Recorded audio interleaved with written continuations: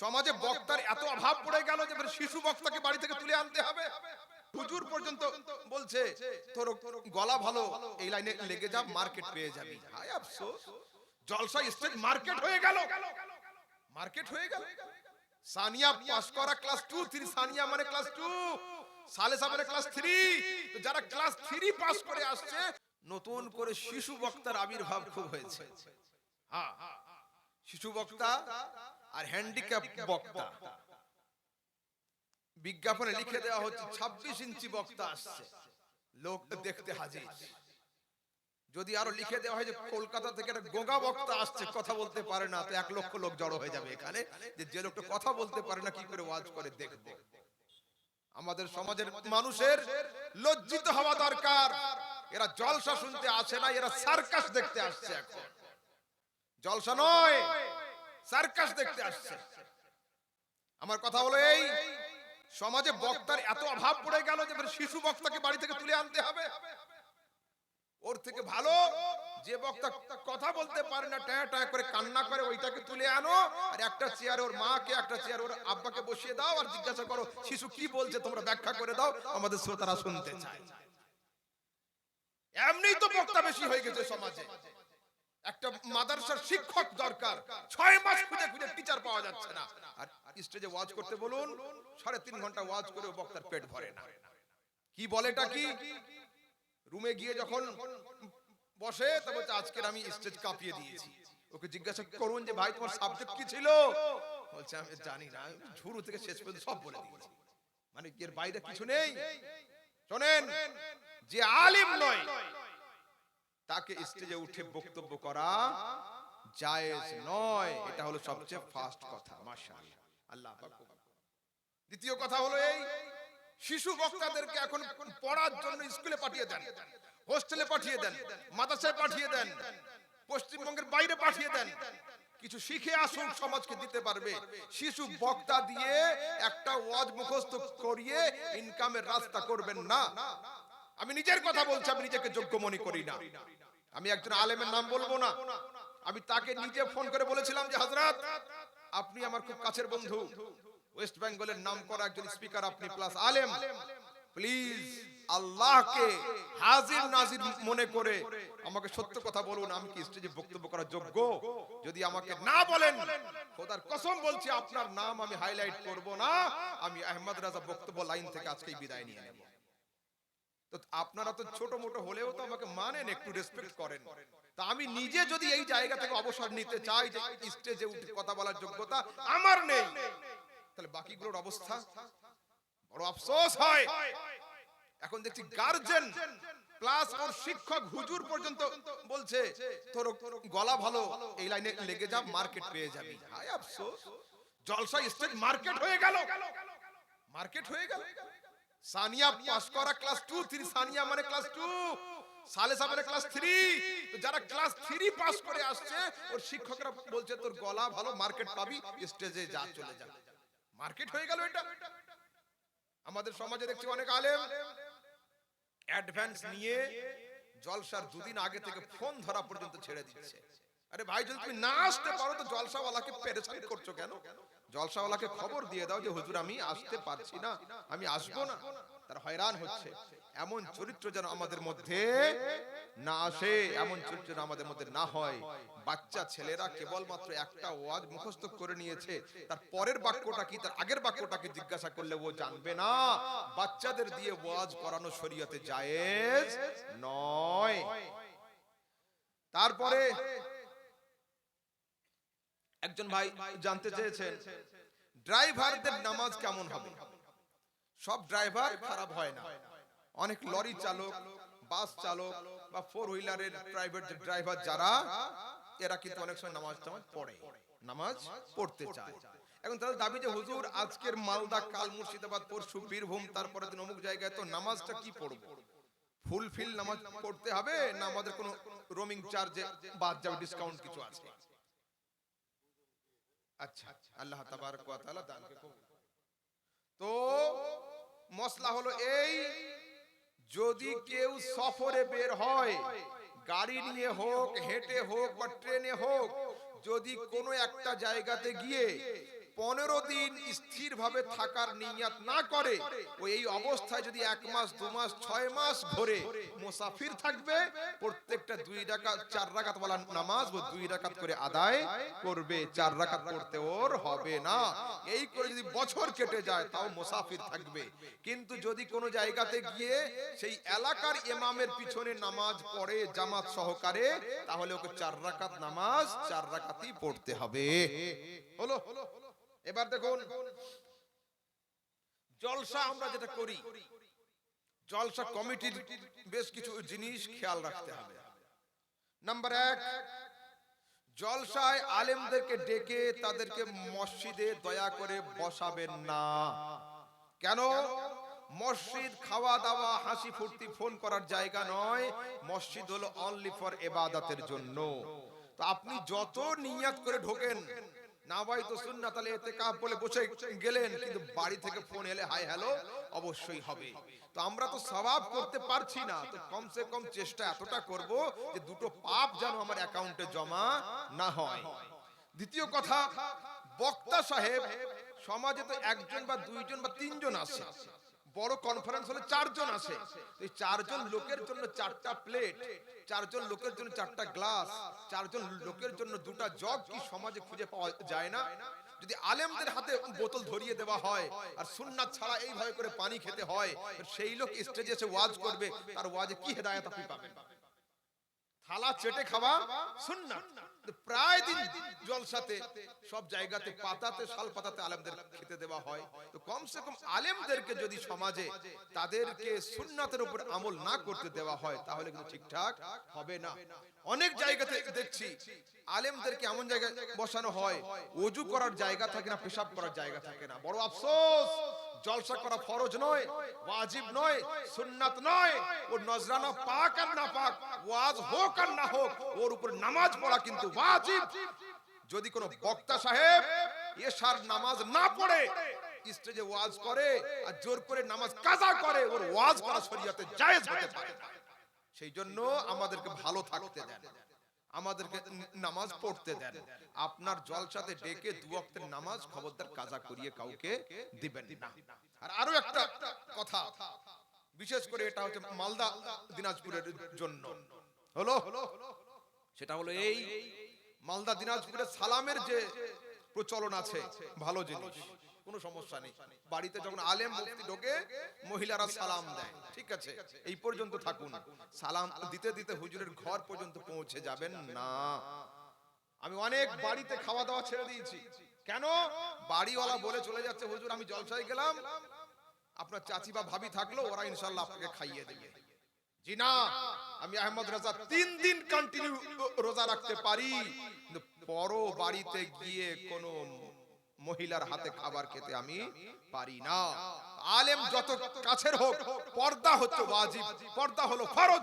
বাড়ির মহিলাদেরকে দিয়ে আলেমদের খাবার পরিবেশন করা সম্পূর্ণ হারাম হবে। সেজন্য আমরা সব সময় এই জিনিসটা বর্জন করব এবং এই জিনিস থেকে দূরে সরে আসব। ঠিক আছে, চলুন। তারপরে হ্যাঁ, আসসালামু আলাইকুম। ওয়া আলাইকুম আসসালাম। সুন্নি ও সাইফির মধ্যে বিয়ে করা যাবে কি না?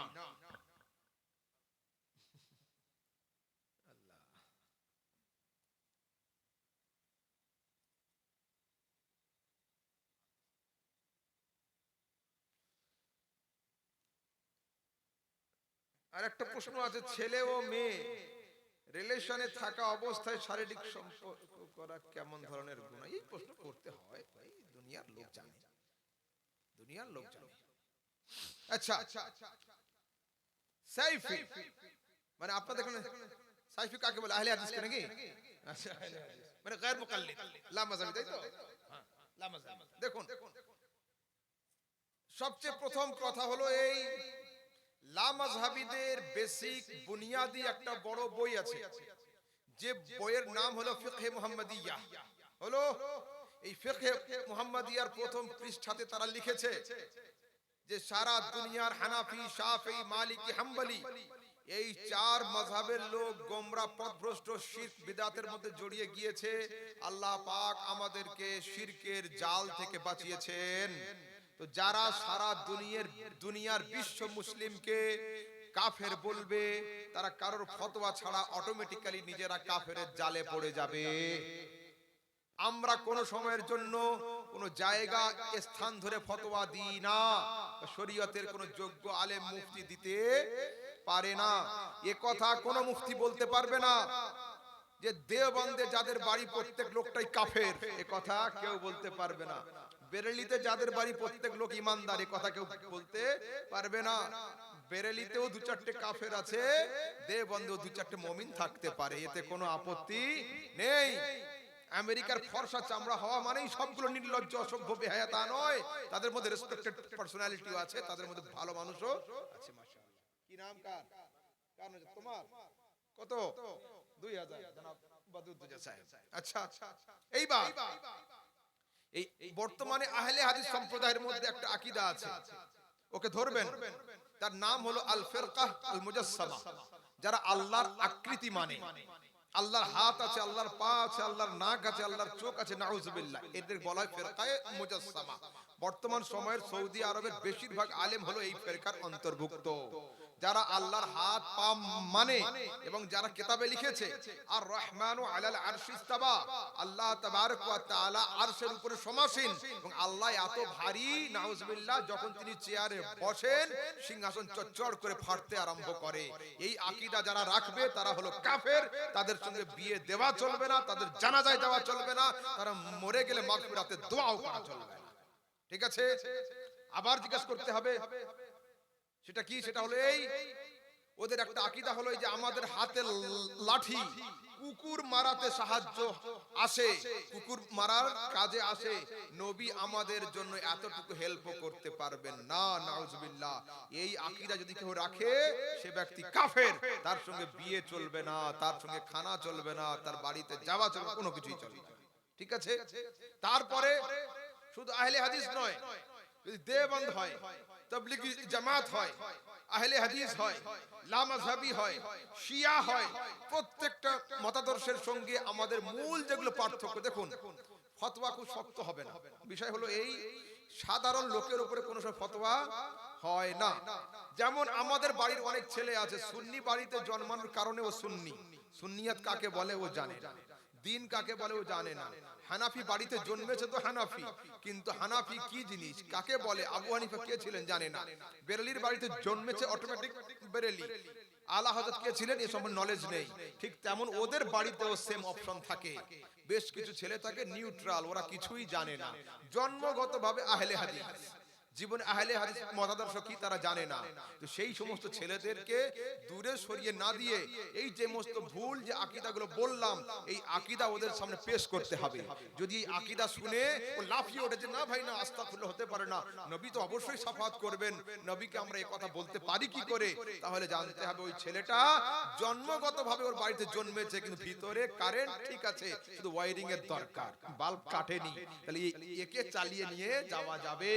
কিন্তু যার ভিতরে ফিউজ, তাহলে তাকে কিন্তু চালিয়ে নিয়ে যাওয়া যাবে না।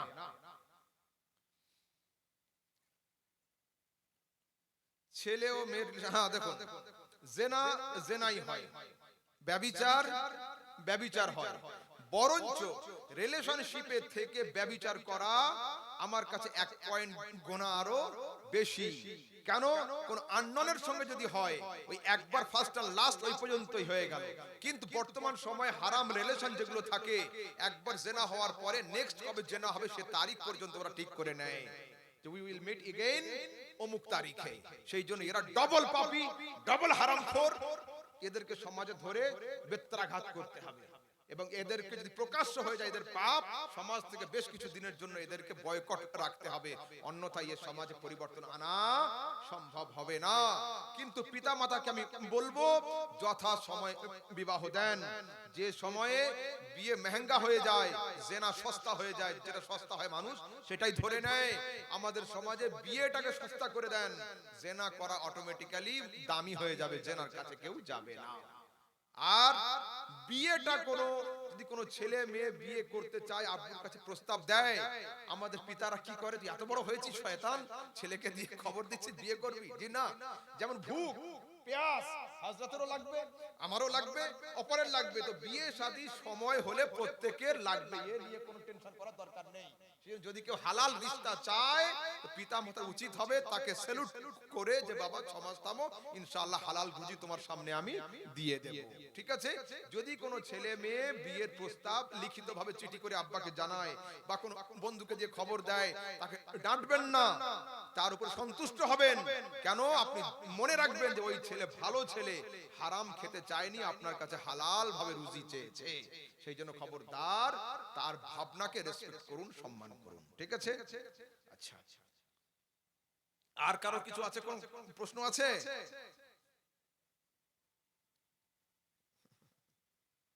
আচ্ছা, আরেকটা ছিল এখানে মনে হলো। যে ব্যক্তি প্রকাশ্যে সুদ খায় সেই ব্যক্তির দান মসজিদ মাদ্রাসায় নেওয়া যাবে কি না? দেখুন, সুদ এমন এক হারাম, এমন এক খারাপ জিনিস যে সম্পর্কে সরাসরি হাদিসে আছে, যদি কোনো লোক সুদের একটা টাকা ভক্ষণ করে এর পাপ কেমন? কাবা ঘরের ভিতরে আপন মায়ের সঙ্গে 36 বার জিনা করার চাইতেও খারাপ। তো যে এই হাদিস জানবে এবং পড়বে লা ইলাহা ইল্লাল্লাহ মুহাম্মদ রাসূলুল্লাহ, সে ব্যক্তি যদি মানুষ হয় তো সুদের কাছে যাবে না। মশলা তো দূরের কথা, যদি মানুষ হয়, যদি হিউম্যানিটি থাকে, সুদের কাছে ও যাবে না। কি জানি কি হলো মুসলিম সমাজে, সুদের আমদানি এখন শুরু হয়ে গেল কেন? সুদ এত আসছে কেন? যদি কারোর সুদ, দেখুন কার ভিতরের গোনা কি আছে আমি আপনি যাচাই করতে পারবো না, কিন্তু যদি কারোর সুদ প্রকাশ্যে চলে আসে, একে বয়কট করুন। কোরবানির সময় একে কোরবানিতে নেবেন না। এবং ধমকি দেন, হুমকি দেন যে তুই মরে গেলে আমাদের ইমামকে দিয়ে তোর জানাজা পড়াতে দেব না। যে কোনো উপায়ে একে পরিবর্তন করতে হবে, ঘুরিয়ে আনতে হবে।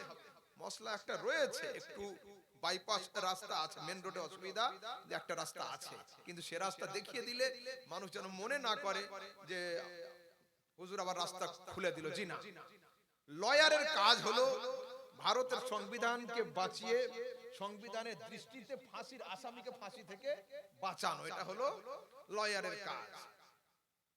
সাধারণত আমি সুদ বলছি না, কিন্তু সুদ খুব খারাপ জিনিস, কঠিন জিনিস, জঘন্য হারাম। অন্য কথা বলছি, অনেকের কাছে অনেক রকমের খারাপ পয়সা থাকে, হলো তো ওই খারাপ পয়সা রাখনেওয়ালা লোকটা যদি কোনো ভালো কাজ করতে চায়, সে ক্ষেত্রে মুফতিদের ফতোয়া হলো এই যে কারোর কাছ থেকে হালাল পয়সা ও ধার নিয়ে নেবে, ওই পয়সা দিয়ে হালাল কাজ করিয়ে দিবে, পরে কি পয়সা দিয়ে ঋণ শোধ করবে ও জানবে, আর আল্লাহ জানবে। হলো, এটা হলো বাইপাস রাস্তা একটা। কিন্তু আমি খবরদার এটাকে কেউ সুদের সঙ্গে সেট করবেন না, আমি সুদখোরের পক্ষে এটাতে বললাম না। অনেক নাজায়েজ থাকে, অনেক পুলিশ ফোন করে যে হুজুর বেতন আমার মাসে 30,000 টাকা আর ঘুষের টাকা পাই আমি 40,000 টাকা, কি করব? না নিলে ওসি সাহেব বলছে তোর চাকরি খাতরা হয়ে যাবে, নে তুই না খেয়ে পানিতে ফেলে দেখতে ভাগ নিতে হবে। তো কি করব? তাদের জন্য যুক্তি আছে, ওই টাকা নিয়ে বাথরুম করে দাও, টয়লেট করে দাও, মাদ্রাসায় লোটা কিনে দাও, সব চলে যাবে। সেই জন্য টাকা ছাড়বেন না, টাকার এখন খুব দরকার। টাকা দিয়ে আলেমদের হাতে দেন, আলেমরা ঠিক জায়গা মতো লাগিয়ে দেবে। ঠিক আছে? আর কারো কিছু, আর কেউ কিছু জিজ্ঞাসা করবেন? হ্যাঁ,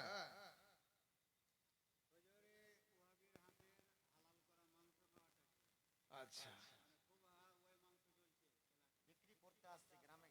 আচ্ছা আচ্ছা আচ্ছা। বিষয় হচ্ছে মাংস যদি হালালই না হয় তো তার নাম হালাল করাটা কি আর কি হবে? হলো, মেন জিনিস হচ্ছে দেখুন, এই পেটকে ঠিক রাখতে হবে, মুখকে ঠিক রাখতে হবে। যে তেলে আমার আপনার গাড়ি চলবে সেই তেলে কিন্তু রকেট উঠবে না উপরে, ওর জন্য তেল আরো পিউরিফাইড লাগে, ওই তেলের গেজ আরো সূক্ষ্ম হয়, তবে সূক্ষ্ম সূক্ষ্ম জিনিস চলে। কেরোসিনে যে মেশিন চলে সেই মেশিনে ডিজেল দিলে কিন্তু হবে না, ডিজেলে যেটা চলে কেরোসিন দিলে সেটা হবে না। পেট্রোলের গাড়িতে যদি ভুল করে 5 লিটার ডিজেল ঢুকিয়ে দেয়, নিয়ম হচ্ছে এই যে স্টার্ট করা যাবে না, গেলে ইঞ্জিন সিজ হওয়ার ভয় থাকবে। তার মানে কি, যে ইঞ্জিন যত সূক্ষ্ম হবে তার ভিতরে পিউরিফিকেশন তত লাগবে, পিউরিফাইড ওয়েল তত হতে হবে। তো আমরা যদি আমাদের আধ্যাত্মিকতা, আমাদের রূহকে পবিত্র করতে চাই, খোদার নৈকট্য লাভ করতে চাই, তাহলে হারাম হালাল, সুদ ঘুষ, খারাপ ভালো মন্দ এগুলো খুব বেছে আমাদেরকে চলতে হবে। তো এর মধ্যে সবচেয়ে খারাপ জিনিসের নাম হলো এই হারাম খাওয়া, হারাম ভক্ষণ। যদি কারোর পেটে হারাম খাবার যায়, ওর চেহারা থেকে নূর চলে যায়, ওর মন থেকে ইবাদতের ইচ্ছা উঠে যায়, ওর ভিতরে ঈমানি জজবা কমে যায়। মেন হচ্ছে ভিতর। সেই জন্য হারাম জিনিস থেকে কার জবাহ করা জিনিস সেদিকে খেয়াল করবেন, যার জিনিস খাবেন না।